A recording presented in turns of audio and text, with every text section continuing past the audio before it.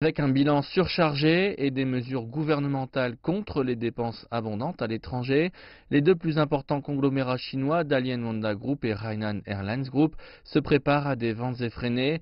Depuis 2010, HNA a acquis près de 40 actifs à l'étranger pour regrouper et renforcer son développement mondial, et le montant total de ces transactions dépasse les 40 milliards de dollars. Ces actifs comprennent des compagnies aériennes, des prestataires logistiques, des groupes de restauration, des hôtels, des institutions financières et des immeubles de bureaux. Avec sa performance agressive dans les fusions et acquisitions, la compagnie s'est construit une dette massive ces dernières années.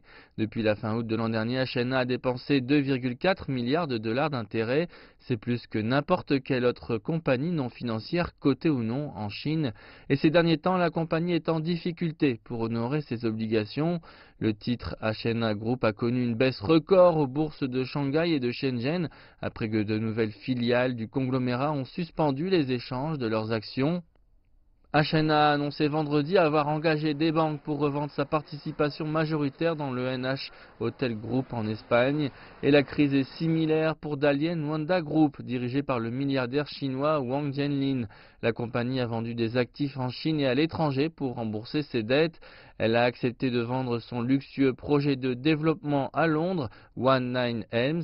Le directeur général de la compagnie dit qu'ils auront recours à tous les outils financiers pour réduire les dettes, dont la vente d'actifs non essentiels. Au cours de ces dernières années, la Chine a été témoin d'une expansion rapide des investissements à l'étranger. De 2002 à 2016, les investissements à l'étranger du pays ont connu une hausse annuelle de plus de 35%.